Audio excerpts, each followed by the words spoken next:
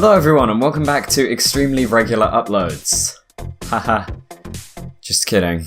Today I'm going to be talking about a game that has driven me to the brink of insanity and back over the past couple of months as I've tried to record it for you guys. I think I managed to make it out of it pretty sane, and so does Clyde. Right, Clyde? Clyde, why do you never answer me? I'm getting sick of your shit. But anyway, today I'm going to be talking about Crypt of the Necrodancer and the Amplified DLC and what makes this game awesome. Seriously, Clyde, we need to talk. It'd be kind of pointless for me to start off with gameplay because there's one really important thing I want to cover first. The soundtrack. Danny Baranowsky, the guy behind the masterpiece that is Super Meat Boy soundtrack, brings us another amazing one. It's what I'm using as background music in this video, and I listen to it a lot in my free time too, so I'd highly recommend checking it out on Spotify, Bandcamp, YouTube, or whatever the hell you listen to music on. The best part? This music is actually the main mechanic of the game. If the music wasn't catchy enough by itself, it gets you really into it by limiting your movement and the movement of enemies to the beat of the song. Apart from this, the game's kinda similar to other roguelikes, like Enter the Gungeon or The Binding of Isaac. But this one mechanic completely flips up the gameplay.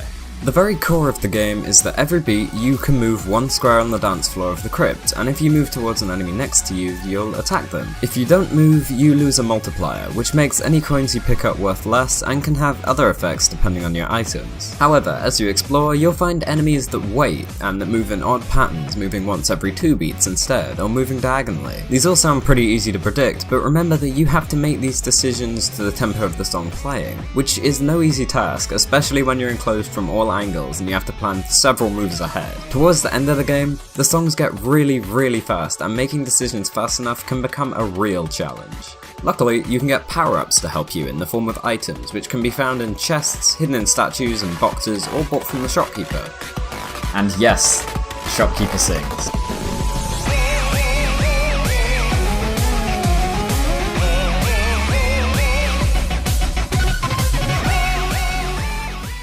These items let you attack in different ways, phase through walls, heal, get armor, enchant your stuff, and way more. And these are what makes this game possible. Honestly, this is an incredibly difficult game. After more than 2 months of trying to record this, I still wasn't able to complete the final boss. It also comes with a really cool local multiplayer mode that works really well and feels really satisfying when you hop around destroying bosses with your friends. But I'm gonna be talking about the single player in this review because all my friends were, busy. Yeah, a bit busy. Right, Clyde? There's a bunch of characters and storylines to choose from in this game, with the main characters, Cadences, introducing a fairly unimportant main storyline which I'm not going to talk about because honestly I want a break from storylines after Ori and the Blind Forest. Each character changes up the game in some way, either changing the soundtrack for a different one, or allowing movement times to be decided by you, or not being allowed to attack, and a bunch more of them. This adds tons of replayability to the game, meaning even if you've played for a really long time, you can easily swap characters for a change of pace. In Cadence's game mode, you play through 4 zones, each with 3 sub-levels and a boss at the end. Each sub-level and boss has a custom song, gradually increasing in difficulty, and all of the levels are randomly generated with the zone's theming in mind. Each sub-level also has specific enemies with different attack patterns, designs, abilities, and amounts of health, making for a steady increase in difficulty across the zone. Now, don't get me wrong, I've played some hard games. I completed Titan Souls, and I'm a fair way through Shadow of the Colossus. But this game is difficult in a different kind of way. It can get frustrating quickly. If the game wasn't tough enough, the random generation, while adding enough variation to keep the environment fresh, also means there's no guarantee that you will get decent weapons, armors, or just items in general that you'll most likely need to be able to kill the bosses at the end of the zone. This made me rage quit the game so many times, because it can really make you mad, especially when you get a good set of items and screw up and lose your chance of winning. This can be incredibly frustrating, but this is the same in all roguelikes I've played, and I don't think it's possible to change this without making the game easier and just changing the genre in general. I just felt it was worth noting. The bosses at the end of each zone have a custom soundtrack and are all varied, using very different techniques to screw with you and give you a real challenge. The most difficult part is that you have to take them on after beating 3 sub-stages. So normally you won't have full health or bombs to damage them loads. I won't be spoiling the final boss in this game because it's kinda based on the story and I also wasn't able to actually beat it. Shut up, I tried. At the least though, I've spent hours fighting him, and I can say that it's a worthy final battle, introducing new mechanics and testing your skills that you've learned throughout the game. It's made ridiculously difficult though, because you have to be all of Zone 4 and a boss before you can fight him, meaning there's basically a 100% chance you won't have much health. Now, so far I've been talking about the PC version specifically, but if you're like me and you're one of the 3 people who actually still plays games on their Vita, then you might be interested to learn that this game is also on Vita. It doesn't have local multiplayer for obvious reasons, but it comes with a bonus soundtrack from the PS Vita classic Danganronpa, which, yes, I want to do a review on in the future as well. That's all for the exclusives, but while I'm talking about add-ons, now's probably a good time to talk about the Steam Workshop. This game allows for reskins of your character, every enemy in the game, and soundtrack replacement, including a mod for a PC version of the Danganronpa soundtrack, which, as usual, was a great decision. If the game didn't already have enough content, this just pushed it over the edge for me, making it a game that I can always turn to if I'm feeling bored and want to get engrossed in it for a couple of hours.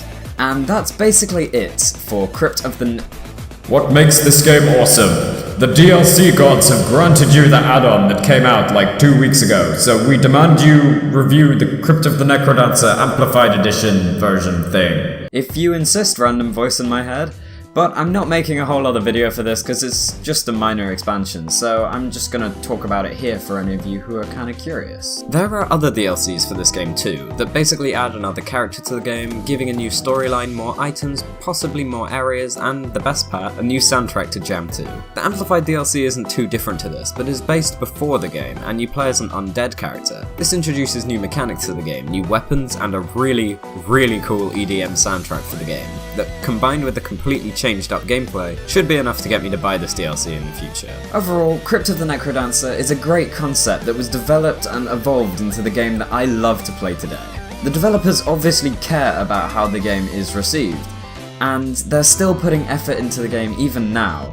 Including the Steam Workshop was just another amazing thing that they didn't have to do, but it really makes the game that much better that they did.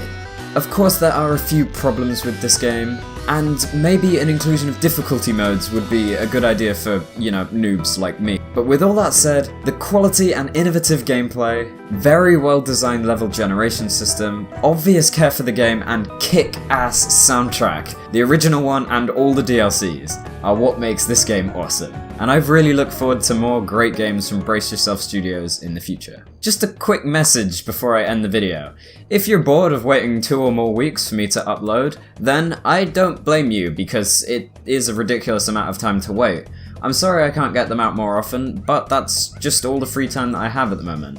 So if you want to see more regular uploads of me pissing about with video games with a couple of my friends, then make sure to head on over to the Difficult channel. It'll be up on the outro screen and in the description, so make sure to go check that out if you want to see that kind of stuff. Anyway, I hope you guys enjoyed this video. Make sure to like it if you liked it, comment what you think down below, and subscribe to get notified of all my stuff. I'll see you guys in the next video, whenever that may be, so see you there.